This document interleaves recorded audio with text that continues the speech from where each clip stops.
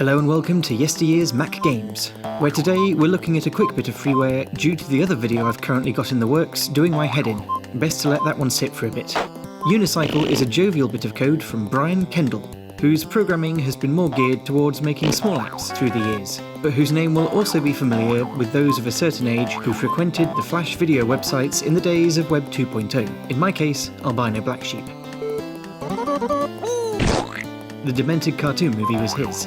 That landed in 2001, and I must have first seen it a couple of years after that. It never occurred to me back in the day that this was the same person, but I always thought the Unicyclist and Bloingloing resembled one another a bit. Anyway, 1997's Unicycle could be acquired from all of the usual places that small Mac indies percolated. I found version 1.3 on a Mac format, and Brian offered a download on his website. Players need only two buttons. One jumps, and the other helps the Unicyclist jump higher. I was under the impression that it didn't work. It turns out I was pressing the wrong one. It was Option as opposed to Command, which I did find out could do something else, as I used to hold it down constantly when playing to get the wee sod as high as it was possible to jump on a single-wheeled, wheel. One of the two hazards in the game is a wall, which if the Unicyclist fails to avoid, will send them tumbling into a faceplant.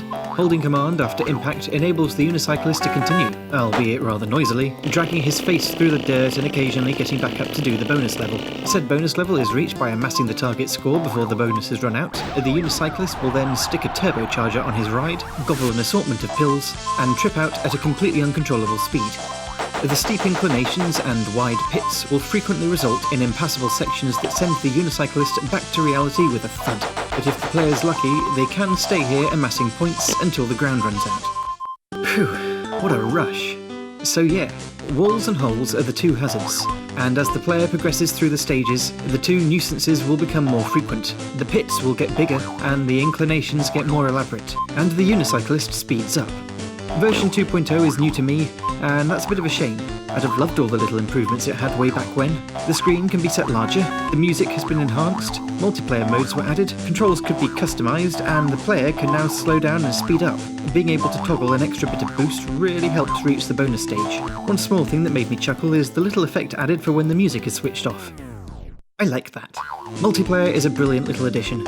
2 to 4 players crowd around the keyboard, which in 2020 is not a good idea, and compete in various modes. This needs a tad more horsepower than the single-player game. There is a noticeable drop in frame rate here on my 6500, and a slight increase in difficulty comes from not being able to see too far ahead, courtesy of the smaller view screens.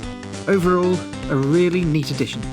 There's also an option to practice a level, although I couldn't get it to work on version 2. I'm not sure what the highest is, but here's 80 as an example, and it's impossible. Pits are huge, the elevation stops one seeing too far ahead, and... this is curious. The ground just sort of left the Unicyclist. Mind you, he seems undeterred from this, as his legs continue to flail around. Perhaps we can learn something here. A vital element may have gone astray, but there's no reason to lose hope. Pedal on, stay true to the single wheel in one's heart. Raise up your arms and you will fly. Fly through the void on a saddle of dreams. Up to... oh wait, there it is. Normal service resumes. This practice menu can also be used to bring up the sound test, if, the music is turned on. It can also perform a few other functions that are listed in a text file accessible with a resource editor, which can be mildly entertaining. Unicycle's overall appeal is difficult to explain, but I'm definitely not its only fan. There are a few videos on the game knocking around already. Play Different did an insightful one. He talked to Brian. The game isn't trying to be gritty or in any way cool. There isn't much complexity, you can experience everything about it within 5 minutes or so, and it's not necessarily the easiest title to describe to someone verbally in an attempt to persuade them to try it. The game is, however, daft.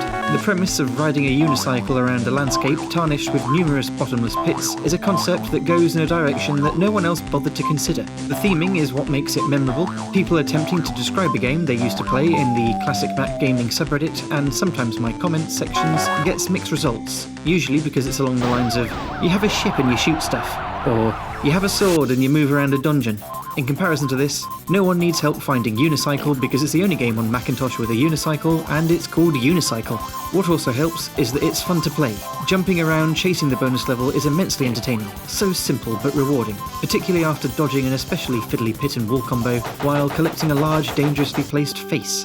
The silliness is compounded by a goofy set of sound effects, and of course, the wacky looking unicyclist that just gives off an aura of fun.